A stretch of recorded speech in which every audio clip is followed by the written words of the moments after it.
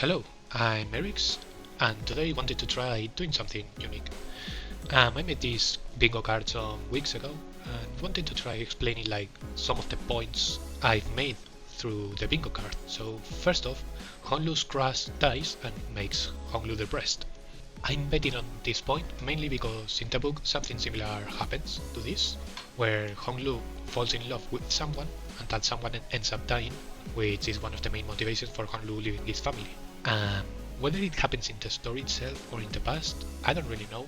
I just know that it will make Honglu majorly depressed, and could be one of the explanations why he cares so little about what happens to him. Second off would be the Jia family having some issues with the head. This is based off a brief mention in the book of the Jia family having some issues with the government, like them failing to pay some taxes, and eventually that got them into some issues which ended up combining with the secret police of the government raiding the Jia family household and taking some family members under arrest. Now, I don't know if the head itself will attack the Jia family household in the past. I mainly think this will be in the past, but Lobotomy Corporation back in the day, before Carrion went to the secret laboratory, she decimated an H-core building, so that's majorly the way I see that maybe the Jia family did get into issues in the past. Whether it was because searching for immortality is like a taboo of the city, so the Jia family needed to search for immortality of the mind and not of the body, so to avoid getting the head angry, because it would disrupt the balance of the life of the city, same with bullets or with cloning, so hence the head not liking immortality. And hence why they would ban or try get into issues with the Jia family or H-Corp itself. Now, I think this could potentially be very wrong and not become real, but it's still a possibility that I think it's likely. It's like I believe it, and at the same time, I'm doubtful. Now, Project Moon killing a beloved character that was helping Limbus Company. For this point, I'm taking kind of like either an LCCB member, like maybe Pilot dies, or maybe Saude dies, or it could be something like Sichun, or maybe a newly introduced character in the Canto itself. But usually this is something that Project Moon does love doing a lot, but it's too probable that it could not happen, given that in Canto VI, Nelly didn't die technically, and she was helping us. So this is very likely, but I could be wrong too. And one battle has more than 6 sinners. Now, this is another unhinged theory, but given how in the April Fool's event, like, we had a 12 sinner battle, I think that Project Moon is testing around that idea of having bigger battles. Now in Canto 4, there we have 7 sinner battles in the big bosses, so maybe the big boss of this Canto we could see like a returning fight that has that kind of gimmick of more than 6 sinners. And I'd personally love if that is the case, because it'd be quite awesome to have more than 6 sinners at once in some battles. Now, fifth point, Vergilius does nothing, mainly saying this for the joke, but I personally think Vergilius has little reasons to personally get involved in these Cantos affairs.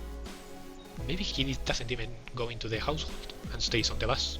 Now the sixth point, Honglu gets to inherit the family estate. I think that will be the finale of the Canto itself, but Honglu still has to be our sinner, so I think he will inherit the position of leader, but he will leave the position for someone else in his absence. Now, seventh point, we see more information on the Heisu packs. This is I think very likely, given how they've been introduced in the Intervallo, and how there's like 12 other packs. It may not be the rabbit pack, maybe it is like maybe the snake pack, maybe it is the dragon pack, but I think we will likely see someone having more bodyguards related to the Heisu. The eighth point, the 10 blades of the East is mentioned again. This is like literally any mention of those 10 blades, like for some reason they've been hinting at these people since like the Kurokumo this of the blade lineage Bogwak, and it's odd, it's like we have no information, they sometimes drop the order of like, oh, the 10 blades of the East is coming, and nothing happens again. But maybe, who knows, maybe we do see one of the 10 blades coming into the family reunion and it's like some Gia member, or maybe not, but I think it'd be cool if we would get to learn more about them. The ninth point, N-Corp is involved. This is very likely, like Ji1 is a member of N-Corp, but at the same time there's a slight possibility that it could not become real, like even though Ji1 is from N-Corp, at the same time in Canto IV, Gubo was from N-Corp, and even though he was from N-Corp, N-Corp wasn't involved at all in the events that transpired in Canto IV. So given that one example, there's a slight possibility that the ninth point doesn't become like a thing that happens, but personally I think it's very likely that N-Corp wants at least a little bit of the piece of the pie that is the Jia family. The 10th point. Si-chun governs the state house while Honglu continues on his adventures. Now, I think this ties directly into the 6th point, but I think that is the likely outcome. We getting into an agreement with Si-chun related to such thing that she gets to govern the household while Honglu goes adventuring, and yeah, that would too involve Si-chun surviving, hopefully. But yeah, I think that could be the likely option for who gets to still rule the household while Honglu is out there with us, the sinners, doing stuff. The 11th point. Ji1 gets humble. Given how he behaves and his attitude, I think he will likely be talking mad shit to someone else, and someone bigger than him comes and makes him get humble all of a sudden. Or maybe Honglu and Dante are the ones to humble him, us finally fighting back and kicking his ass. 12th point. Honglu is somehow connected to the stars in the sky. This is a little bit based on the book too, where Honglu originally came from a piece of the sky, and his jade being a reincarnation of that leftover piece from when the gods were building the heavens, and such piece wanting to explore the human world and experiences. And with the help of some monks, he ended up reincarnating into Jia Baoyu, or as we know him, Honglu. So I think that Project Moon will likely connect that with the stars in the sky and the wishes, the grant. Of course, Honglu could be something else entirely, but I think this is likely too. The free cell is the new Millie song is a banger, which is quite straightforward, so moving next. 14th point, new Durante is related to Chesed.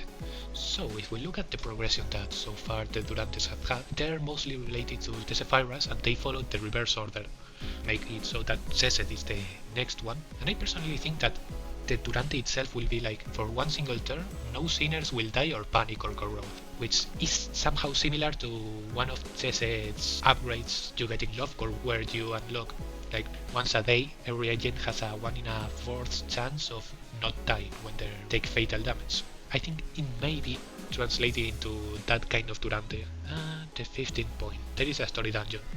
I think this one is a little bit flimsy, but given how the Jia family household is this big place and stuff, I think they could have like some basement or something, or maybe even like the phantoms of the ego of someone who is distorting, like maybe Honglu. That being like the story dungeon itself we get to explore. 16th point, Aviori and her gang make an appearance. This is mostly based on like that one CG that appeared in the sweeper interval of a purple snake slicing off the neck of CG Hua.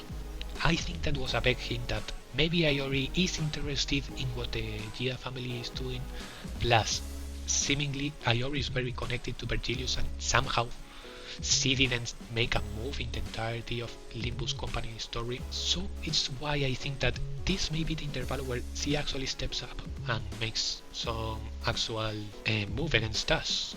The 17th point, no Alefigo in this battle pass neither, and I will double down. I think maybe there won't be either an Aleph abnormality, but I mainly say this because obviously Honglu doesn't have a Bob ego yet, so given that, I think it's likely that the main Bob egos will go to Honglu and Sinclair, be it of the same abnormality of two different ones. I think the actual first Aleph ego will be like in the battle pass of the Ryosu Kanto, which I think that will have the first Aleph ego and the first Aleph abnormality fight that we have to face ourselves.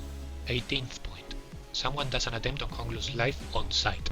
This is mainly like someone seeing Honglu step into the family household and immediately try to attack him, which, given how Honglu and Si-chun have described their own family, maybe it is likely. Maybe they will be peaceful because it's the family gathering, or maybe they will see it like a possible opportunity to remove Honglu. 19th point, there is no Elcor branch. This is kinda like direct and to the point, but given how the household looks, I think it is more likely that one of the family members brought one of the golden bows as like a thing to showcase to the family how they are worthy of being an heir just because they have that stuff, and we take that golden bow from them. I think it will be a situation similar to the Wooden Heights situation where someone brings the golden bow instead of like the golden bow being in an Elcor branch. The Jia family has a lot of money, so someone probably had enough money to pay for one or get a team to retrieve one for them, and they bring it as like a tribute to be worthy of a heir. I think it is likely that for those very same reasons there is no Elcor branch at all in this canto itself. Now, the 20th point, Sichun survives. This is mainly tied into my theory that Sichun is the one that takes order in the household while Honglu is out there adventuring, but too because like I love Sichun. Sichun is very funny, and it would make me sad if she died. I really hope she survives all of the bullshit.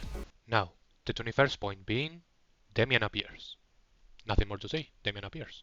The 22nd point is like no Aleph normality this canto, which I think like the same as before. I think the first Aleph normality that we will face is like Intervioso canto, and this canto we will face just a bob or something in the railway again.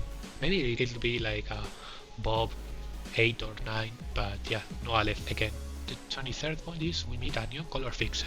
This is a little based on Will Bader's video, but I think it is likely that maybe one of the family members is a color fixer, or maybe a color fixer is interested in like the affairs of the Jia family.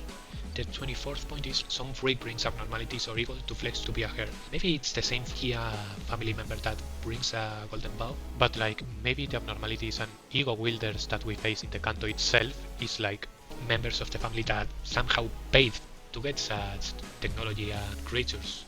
And the 25th point, which is Honglu distorts. I think this will be very likely, and how carefree and happy-go-lucky Honglu seems. If his reality gets shattered and such, I think like a distortion is very likely to happen.